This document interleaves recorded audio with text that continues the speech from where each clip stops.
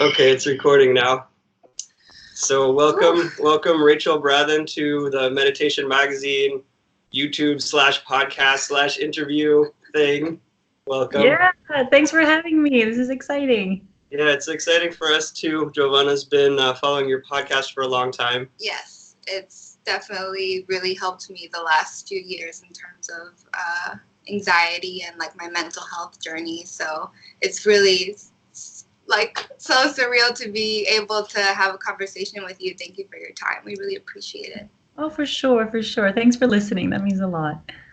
Yeah, so I think it's good to, so I tend to get a lot of anxiety when starting these kind of conversations, especially with somebody I never met yet, especially somebody as like awesome as yoga girl, Rachel Brathen. I think it's really cool, but I'm still anxious at the same time, so I want to start this with like 3 conscious breaths. Would you want to do that with us? Yeah, of course. Yeah, cool. Okay.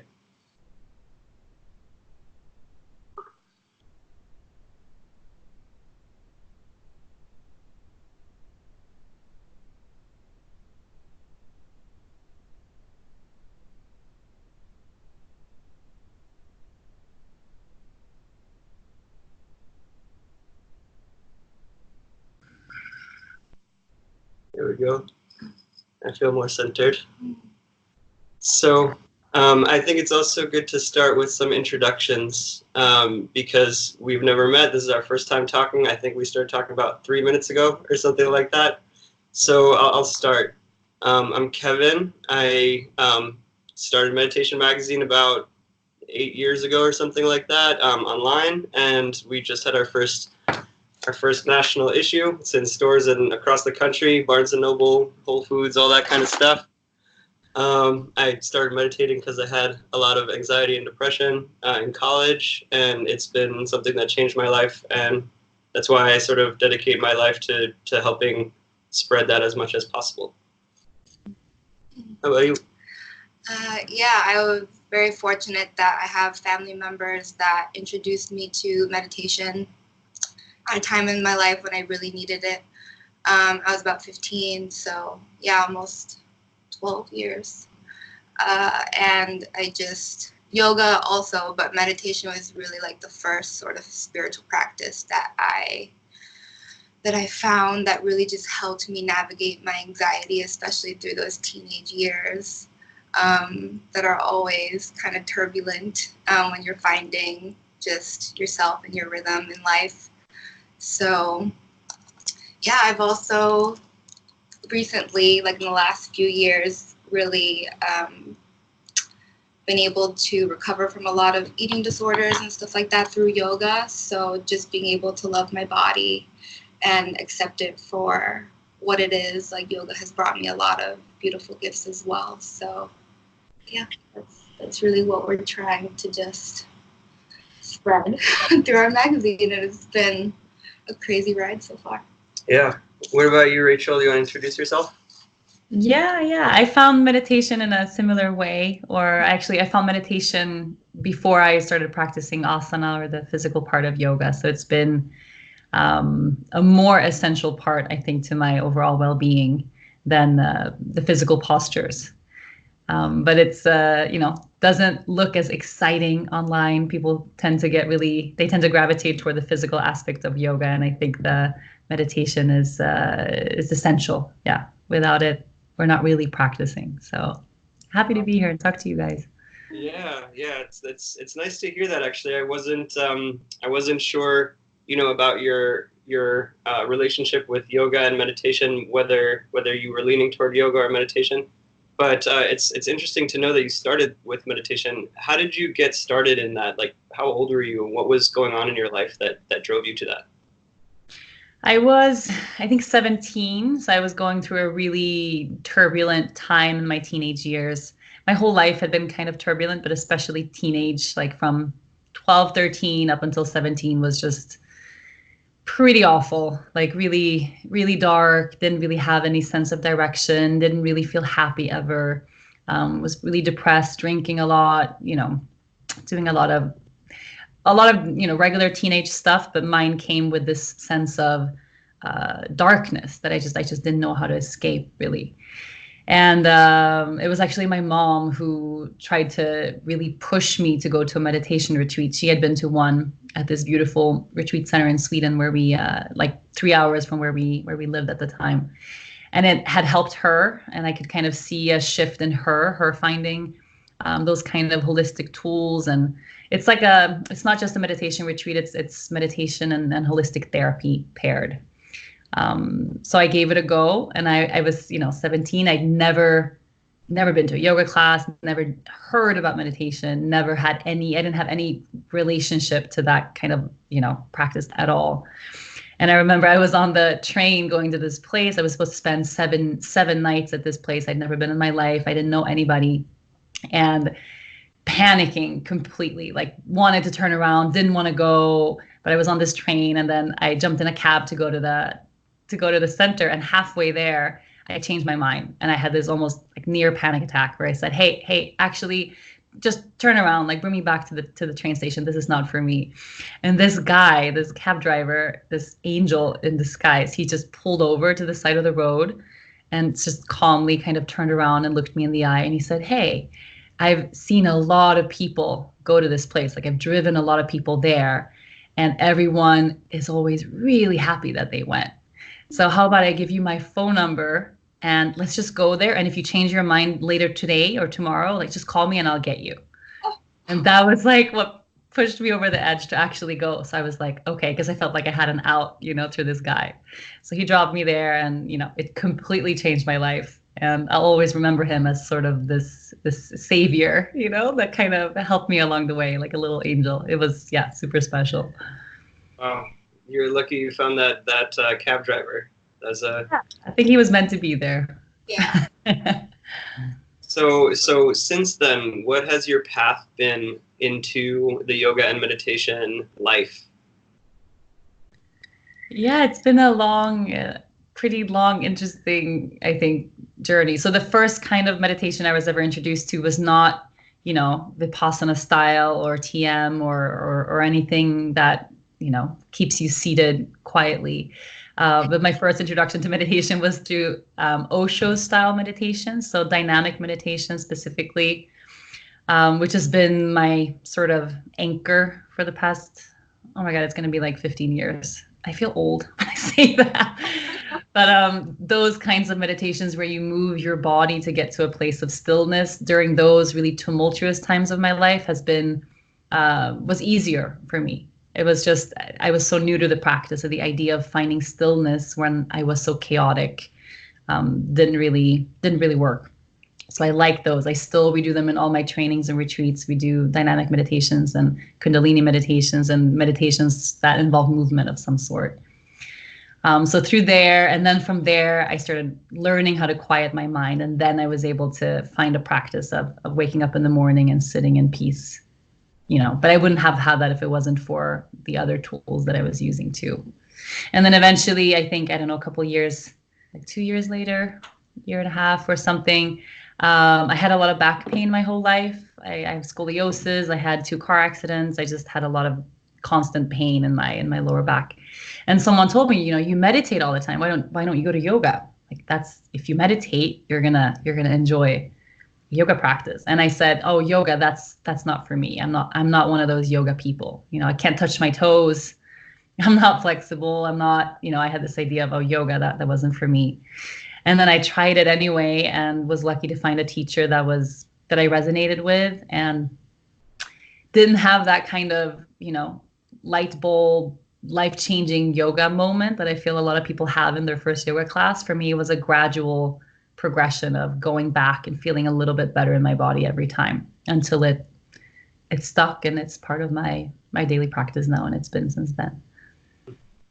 Well, what would you say are the benefits that you've gotten from the meditation and from the yoga? Like maybe they're different from the two practices, because we have a lot of readers and viewers who are just starting out, or maybe just interested in starting. That maybe made a New Year's resolution, hey, I want to start meditating, but they never tried. And I think that knowing what you can benefit, how you can benefit from it is a really big motivator for people. So what would you say are the main benefits that you've gotten from meditation and from yoga? I think for me, what's really important is what I learn and practice. It doesn't really interest me all that much if I can't apply it to my regular day-to-day life. So say I have a 20-minute meditation practice in the morning and I take a 1-hour yoga class.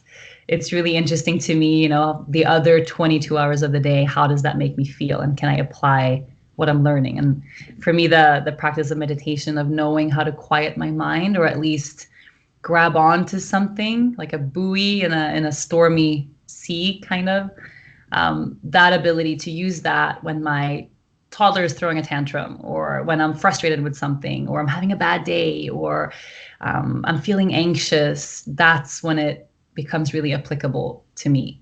But I wouldn't be able to use those tools in those really important moments if I didn't have the daily sadhana of just, of getting back to it every day. Do you, how long do you meditate per day usually? What's your practice like? Usually 20 minutes if I'm lucky with my daughter. It's a little bit less structured now. I'll take what I can get. So I'll have I record a podcast every day. I'll have 5 minutes before I record a podcast where I sit in silence just to be here. But on my mat, usually I'll take around 20 minutes before I start my physical practice. But I don't always get the privilege of a full physical practice every day anymore, but I take what I can get. Yeah. Actually, your podcast was something that I wanted to talk about. It's the thing that I really love about your podcast is how vulnerable and real you are. You know what I mean? I feel like a lot of people try to be all like cool and like I'm good all the time. Like I'm like, you know what I mean? Like gurus and people like that. But I like that you talk about your anxieties and about your stresses and your struggles, because for me, I feel like I relate a lot to a lot of the struggles that you talk about. Like when you talk about feeling overwhelmed by all the things that you're doing, and that you still are doing those things and pushing yourself, and it's kind of inspiring. One thing that so the vulnerability itself is kind of inspiring to me, and it's been inspiring me to be more open about my own struggles. How did you get to be so open like that? Is that just natural to you over time? Yeah, I think we all relate differently. I think to vulnerability. I think practice is definitely a big piece. I talk about this a lot, actually, because I think it's a really important subject. I don't think it's for everyone, just because some people do it and feel really well sharing in that kind of vulnerable way doesn't mean that everybody feels good doing that. So we all relate differently to that. I think it's important, because I think there's this idea now also through social media, like share everything all the time. And for a lot of people, that just doesn't feel safe. They don't feel comfortable or seen. So it's not something we all have to aspire to do, I think. But for me, it's a really big part of my healing process now. I know that exposure work or shadow work is essential when it comes to healing, especially heavy wounds or baggage or pains that we have from our past. So when I'm moving through something, talking about that, just like you would in therapy, or you would, talking something out with a friend, I use the podcast for that. And feel really good doing that. And every time I do, it reminds me that I'm not alone, because I get feedback from people who feel the same. And it's really easy, especially when you're having a hard time with something, to put yourself in the place of, oh, but no one feels this way. It's easy for everyone, and it's just hard for me. Or, everybody has a good time and I don't. Everybody's, we have these ideas of other people's lives because people aren't vulnerable enough. And I think it's important to cut through some of that noise so that you can get to the humanity beneath all of it. And I really enjoy it. So I think it's nice to not have to put on a face, like I'm recording the podcast. I have to be this person now. It's nice to just be who I am that day. Yeah. I actually, what you were saying about when you're expressing yourself and being vulnerable that way, that it makes people, be able to relate and not feel alone in their struggles. So that's kind of how I feel when I hear you, especially talking about this one particular thing that I really relate to, is that you're constantly pushing yourself even though you're already stressed by what you're already doing, you're like constantly pushing yourself more and more. And I feel like I do that too. And I'm always like, I always find myself in this state of like doing things and being stressed, and then doing more things and being more stressed, and feeling overwhelmed. And I sometimes, when I hear you talking about it on the podcast, it's sort of like a reflection, like a mirror, like, wow, she's doing that too. So it makes me feel not so alone, but it also makes me feel like, why are we doing this? You know what I mean? Yeah. Why do you think we do this to ourselves?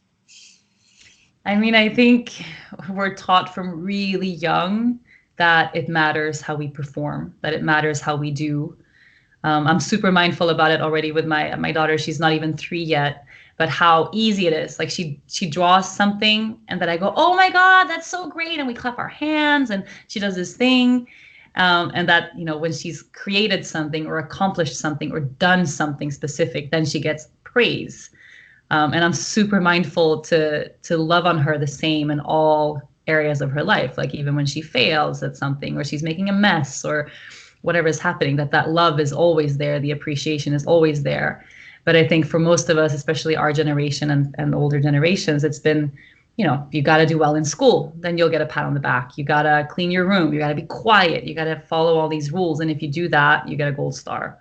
So we're kind of taught that I have to continue to accomplish things. I have to continue to be perfect, to do things in this certain way. And then I'll be accepted. And then I'll be loved. And then no one ever really teaches us that, it's great to grow and thrive and do things that, make you feel fulfilled. But even in your most mundane, boring, unremarkable, regular state of self, you're totally lovable and worthy of that love the same way.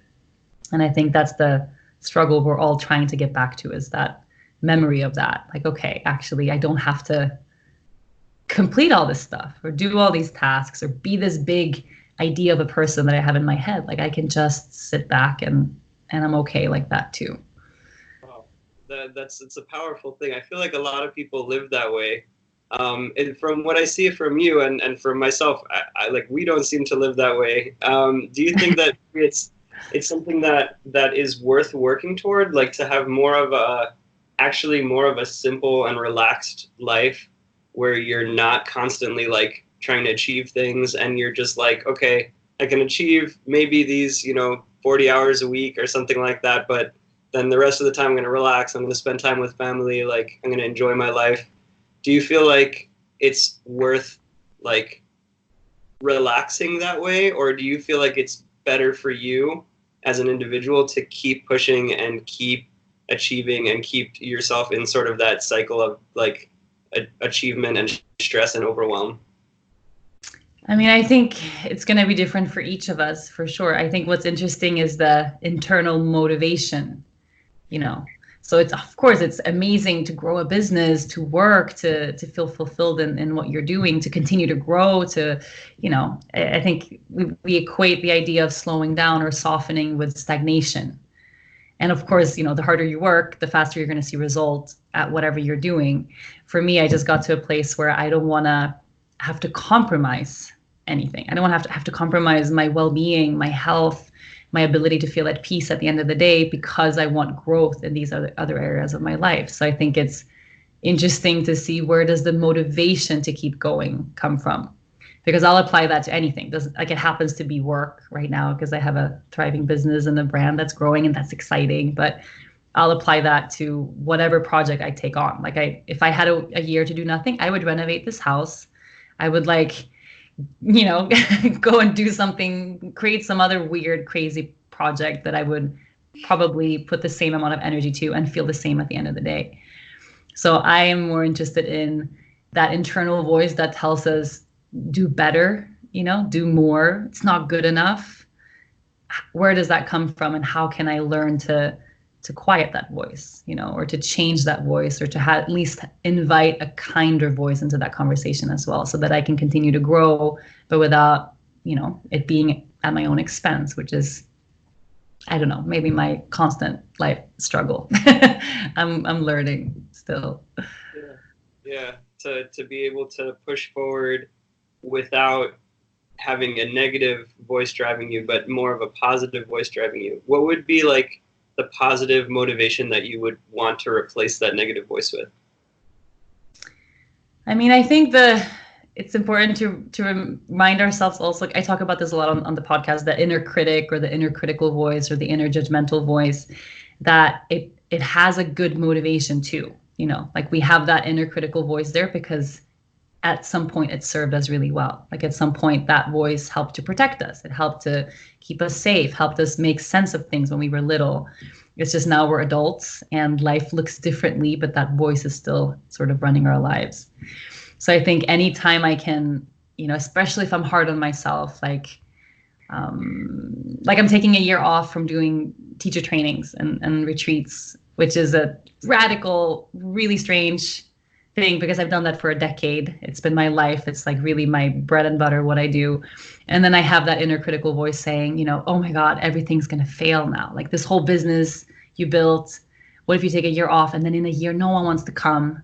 Or, you know, it's like this voice telling me, oh, I made a terrible mistake. I should get back. I should work harder. And then I would think of if my best friend was telling me the same stuff, you know, like she burnt out or almost burnt out, feeling totally tired. I'm going to take a year off from this. Like, how would I talk to her if she brought that same kind of conversation to me? I would be so, you know, oh my God, this is the best decision ever. You know, you deserve to take a break. You're so worthy of the space. Imagine what you can create from silence, from stillness, from peace. And, you know, of course, in a year, it's going to, if you want to pick it back up, you can pick it back up. It's not the end of the world. You know, it's just shifting that a little bit because oftentimes we are more loving, more kinder, more accepting to our friends and family than we are to ourselves, which is crazy, but generally pretty true. Yeah. Giovanna, I had a couple of questions that she wanted to ask you. Do you want to ask some of your questions? Yeah. So I really relate a lot to the space that you were in before you had your daughter. Where you really were trying to work on not passing on like familial trauma or just baggage that you had and were still working through, that, you know, that with her, she would sort of like start fresh and she wouldn't carry any of that with her in her life. And yeah, just, I don't know if we mentioned, but we are married. And in the near future, we do plan on having a family. And my whole life, I sort of only, like, my only passion in life was like, I know that I want to be a mother. Like, that's the only thing I'm sure that I want to do.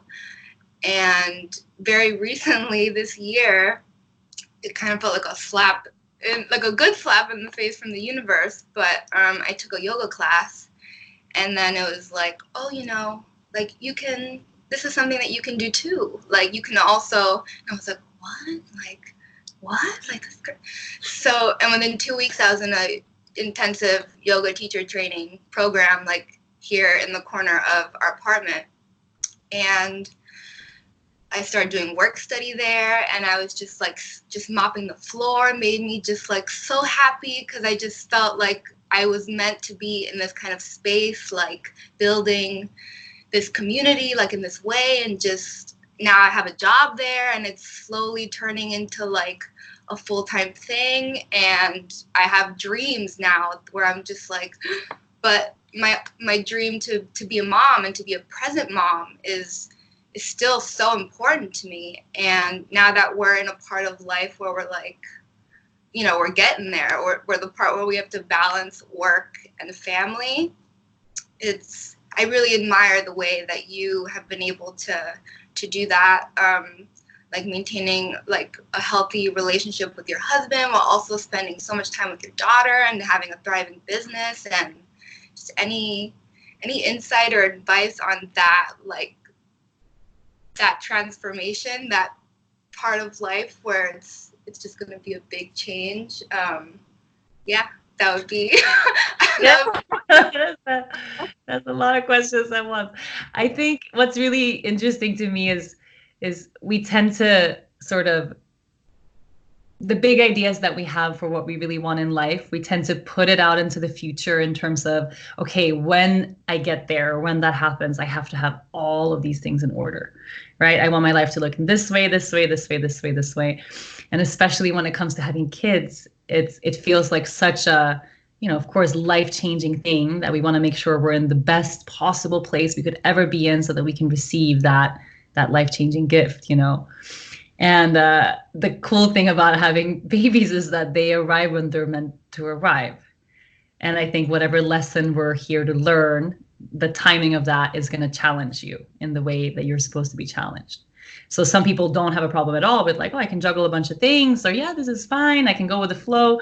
Some people like me, like I like things in order. I want to know where my stuff is at. I want to like a tiny little window. Life is perfect. Okay, let's have a baby now. And then, life doesn't work that way. And the biggest lesson that we learn in the transition, I think, from maidenhood to motherhood is letting go of that, because there's no controlling anything that has to do with parenthood, from like, conception to pregnancy to birth to parenting, that whole journey, which is the biggest journey of all. You can't control anything. So if you have a dream now that's really exciting, if it revolves around yoga or the studio or the space, like that's amazing. To continue dreaming that dream doesn't mean that you can't have other dreams and that they can't fit together really well. So trusting, I think, in the timing of that, like, okay, like I can do all of these things. I can run a business and probably be a mom. Like, when that moment comes, I'll know how to do what I'm supposed to do, because we can't really learn that until we're in it.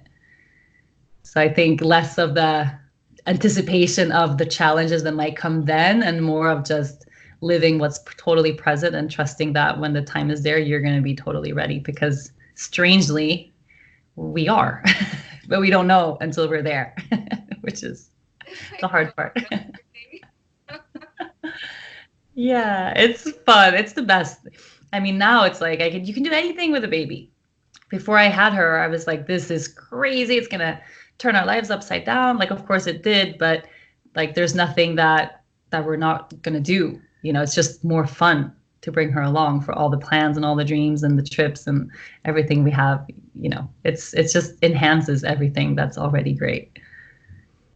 Well, it's so sweet to watch and so inspiring to watch that, like, you can be a CEO of all these businesses and charities and be able to it all in a really beautiful way, even though it may not seem like that every day. Like I know I can speak, I feel like, for most of us that listen to your podcast and keep up with you regularly, that we're very grateful for the example that you set for us.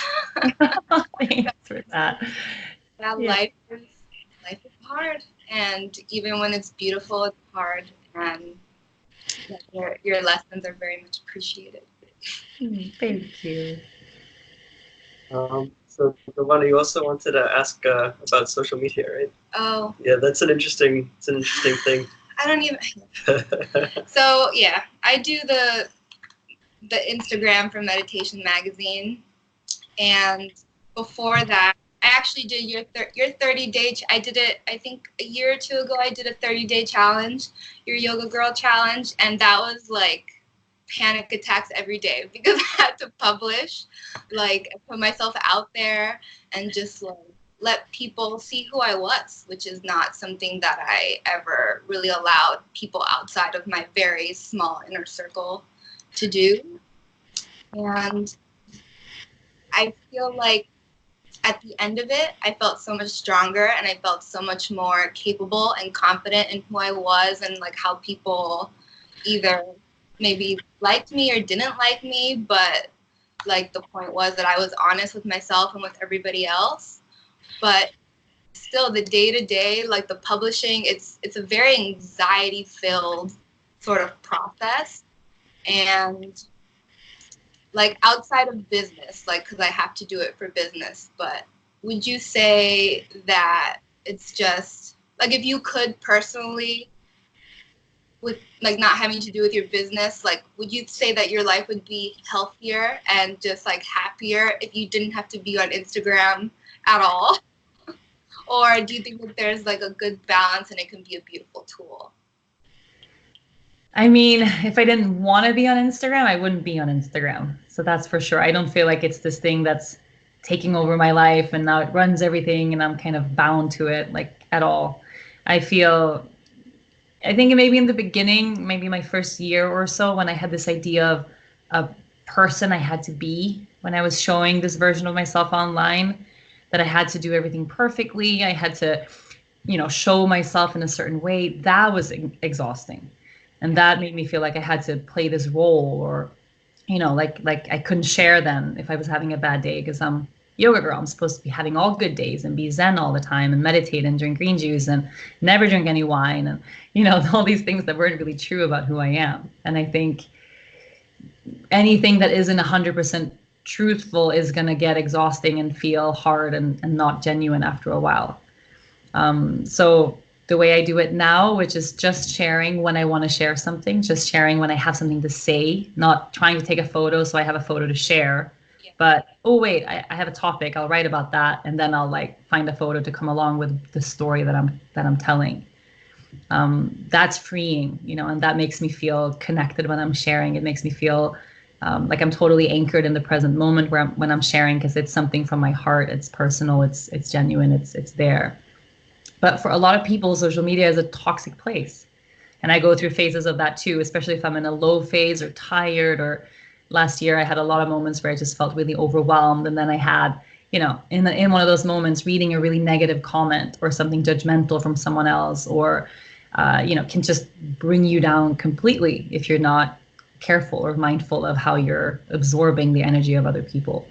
So honestly, I think if we're not feeling good being present online, we shouldn't be present online. Like, really, then maybe drawing that boundary of, okay, I'm doing this for work. It's part of my job. Upholding this, and you can put that in a really scheduled sense of what's happening, so it's not anxiety inducing all the time, but having a plan for that week, and then just making the conscious choice that I don't have to bare my soul online. I don't have to, I'm a really private person. It doesn't feel good for me to share myself in that way. But then sometimes, it's also the practice of being seen the way we are. And I think being in teacher training is a great way for that. That's something we practice in my trainings. Not everybody comes to training, prepared to teach right away. But the biggest thing that we learn is the practice of being seen, of letting people totally see us the way we are without having to hide or fix something first, or be better, or whatever it is we think we have to do, but that we're worthy of that attention all the time. So that's a good practice, but I don't think it has to be practiced so much online, just following that intuition. If it doesn't feel good, maybe it's not good. Yeah, I've been, for me, I've sort of struggled with, I would call it like internet addiction or something like that. To the point where I actually got rid of my phone for about 4 months. I just got a new one, and I'm addicted already again. But it was really nice for the 4 months when I didn't have a phone. I remember you had, at some point, you had your phone broke, or you lost your phone, and you spent some time without a phone, and you said you really enjoyed it. Do you feel like, aside from the whole maybe ego aspect of social media, do you feel like maybe there's something sort of that sucks us in and stops us from being able to be totally present with the world around us when it comes to 100%. social media and phones? 100%. It drives me totally insane. And I think I'm really conscious around it. I never, ever, ever want my daughter to catch me. Like, she's talking to me, saying something, and I'm not, and I'm here, I don't ever want her to have the experience of looking at me, but I'm somewhere else. Like, if I'm there in the room with her, I want to be present here now. And then, so I try to structure it in different ways where, I'll pick up my phone and film us together, or, make it part of how we're interacting, a couple of minutes a day, maybe. But I'm not working when she's in the room with me. I'm not on social media when she's there. I'm not answering messages. I put my phone away. My husband's really bad at that. because he's more like, he'll watch like soccer updates, and he has a chat group with his like biking buddies, and they're talking about something, and he likes to do things in the moment when it comes up versus, oh, I can answer them in an hour, like that's okay. And probably 5 times a day I do like a little flick on his arm, like, hey, and then he puts it down, but then it like creeps back again, and I'm like, hey. So it's this thing we're super conscious about in the family, but it's for some reason it's easier for me to just put it away, and I'm more sensitive about it too. He doesn't think it's that big of a deal, but to not be present, it's the loss is huge. Whatever we're gaining from the possible connection that's there of the phone being there all the time, it's like the loss is bigger than that could ever. It can never weigh it, it can never be balanced out by whatever we think we're gaining from being connected online. No way. Like, we're not seeing anything if we're on our phones. Yeah. There was actually a study, I think it was last year, the year before, where the researchers had college students taking a test, and some of the students were allowed to keep their phones in their backpacks, and some of them had to leave them outside the room. And the ones that had to leave their phones outside the room did significantly better on the tests, like by a full letter grade, which I found to be like a really fascinating study, because it's not even in your view if it's in your backpack, but just knowing that the phone is there is somehow distracting you from the present moment. That's kind of what I felt those 4 months when I didn't have a phone at all. And I remember when I walked into Best Buy and I picked up one, like a phone, and I just felt it right here, just like sucking my soul out into the screen. And I think that the next issue, the spring issue, I'm going to have a significant section about in the magazine about like how technology kind of interferes sometimes with presence and like technology addiction and things like that. And you and I were both, all of us here are running sort of businesses that have to do with like people using technology to gain in presence and enjoyment of life. So to me it always feels a little bit like paradoxical when I'm updating the website for Meditation Magazine and trying to make it more engaging and exciting so that people stay longer on the website, and I'm like, they shouldn't stay longer on the website. They should go outside.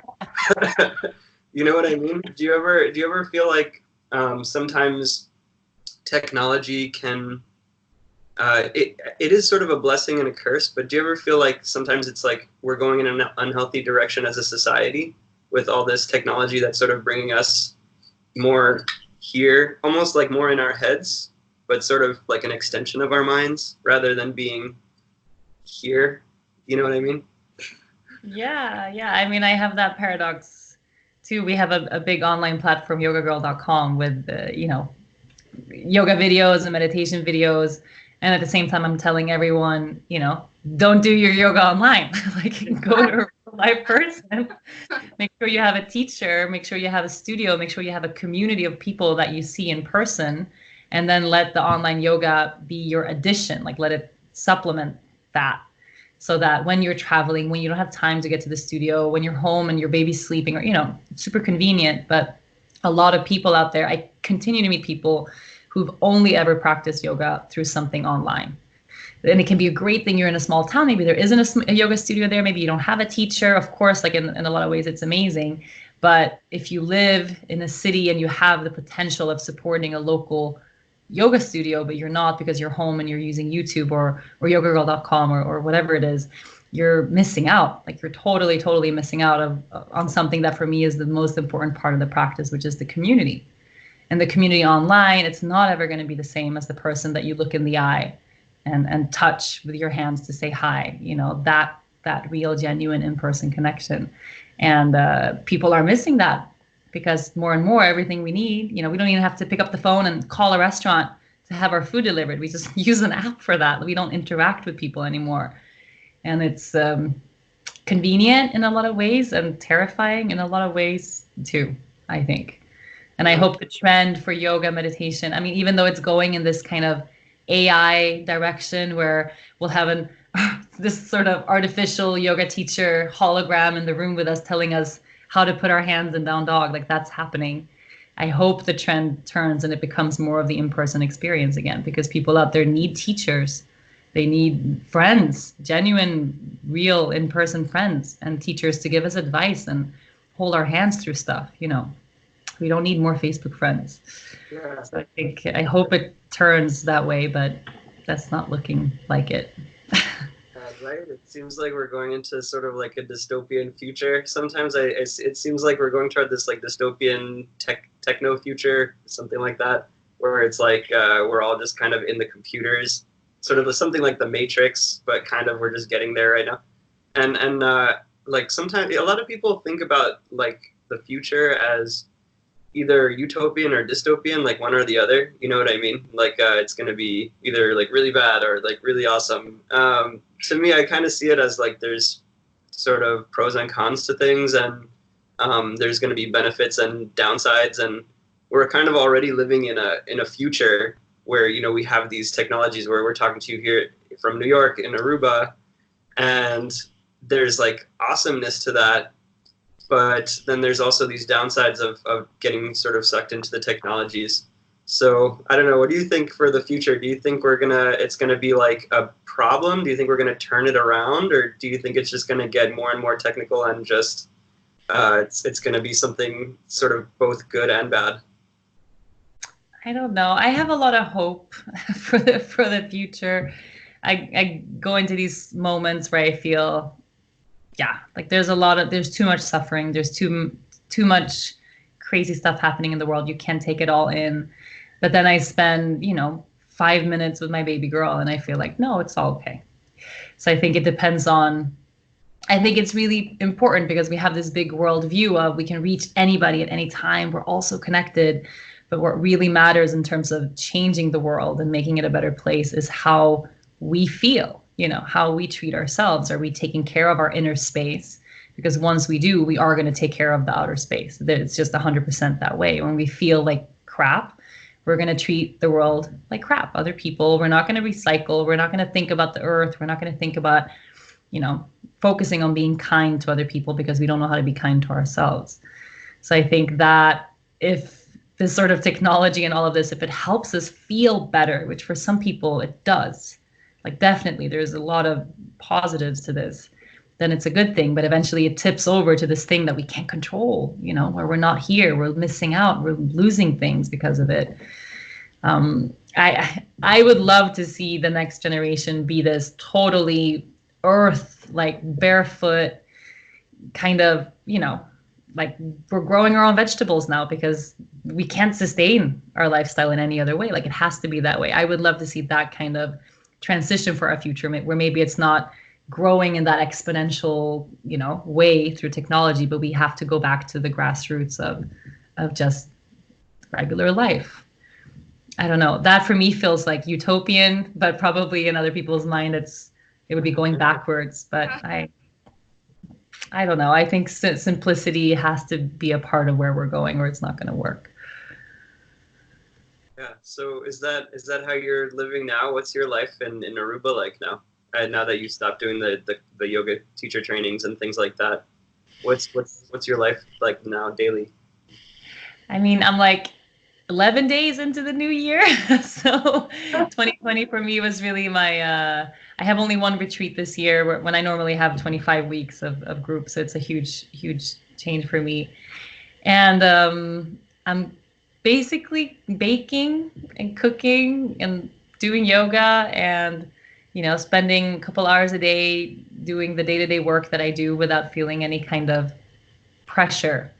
I don't know. I'm like emptying the dishwasher every day, feeling overjoyed that I have time to do that, which for me shows just kind of how intense last year was for me, which was also a blessing. I mean, I released a book, I had a book tour, I had a lot of great things, great reasons to be busy, but it was a really good learning in terms of how I want to live and how I want to sustainably continue to grow my business, which is with time to clean my kitchen every day. That's my goal. I want to be, I don't want to be too busy for my regular day-to-day stuff at home, which I have been. So things are pretty calm over here right now. Are you enjoying Aruba? You've been there for a few years now, right? You've been there for some time. 10 years, yeah. 9 years, yeah. So I remember hearing in one of your podcasts, I think, that you used to travel around a lot, and you spent some time in Costa Rica and Dominical. Specifically, I remember because I had spent some time over there. And there's so many beautiful places in the world. Why did you choose Aruba? My husband's from here. Oh, cool. So his mom's here, his siblings are here. He was living here at the time, and I was in Costa Rica. He was here, and our choices were kind of between Sweden and Aruba. And I thought Sweden sounded like the worst idea ever, so I went with him. And I love the island. I mean, it's really, I don't know. There's something special about Aruba in terms of we have, some of the cleanest drinking water in the world here, like amazing air quality. Nature's beautiful. Beaches are amazing. Very, very, very little crime. And then you still have the tropical beauty of being on an island. So we kind of get the best of both worlds. And it's a good place to be. Cool. Yeah, we should get over there sometime.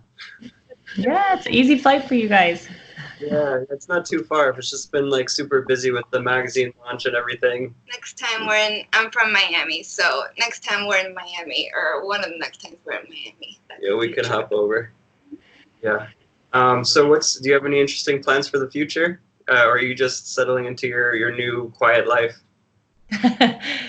We still have a lot of not so quiet things coming up this year, but I'm settling into my quiet life for sure.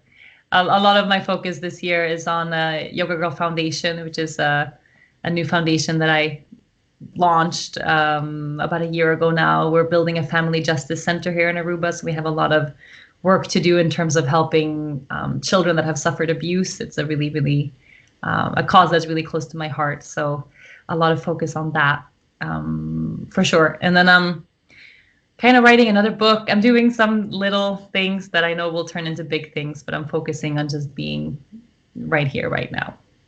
Nice. That's awesome. Where do you think that you'll be in 10 years from now? Do you have any idea? Good question. I don't know. I was talking to my husband about this morning. So eventually our kids shall have to go to school. And the one thing about Aruba is that the options for schooling are not super great. So when she's around 7, and you kind of have to get serious about where she's going to be for the next year, because that's the thing, when she gets to that age, we can't move around anymore in that same way. So I don't know, maybe we'll be in Sweden, maybe we'll be somewhere else. It feels totally wide open, but we'll probably have one more baby someday. Good luck. Congratulations with the first one, and hopefully for the second one. Yeah, when that happens, I'll let the world know. Not right now. Yeah. Do you have any interesting resolutions for the decade, the 20s? The 20s. Yeah, we're in the 20s now. I know, that's so crazy. My intention for this year is just to give myself space. And I just love the idea of having more freedom around all the areas of my life, to not lock myself into anything that's too rigid or any kind of pressure that feels insurmountable. So I think that's really my intention for the decade, if I can carry it all the way there too, is just, more space to choose. Nice. Good luck. Good luck with that. Yeah, thanks. Giovanna, did you have any questions that you wanted to ask before we close the interview? Okay, cool. Yeah, it's been really wonderful to talk to you. You have a very welcoming and warm energy, it's nice to be able to talk to you that way. Your vulnerability, as always, comes through, and we appreciate your time. And I look forward to transcribing this and putting it into the magazine and sending you a copy. It's going to be pretty cool. Amazing. Yeah, great talking to you guys. I'm excited to see what cover options we can create from over here too. Yeah. Cool. Thank you so much. Thank you. Have a good rest of the day. You too. Namaste. Bye.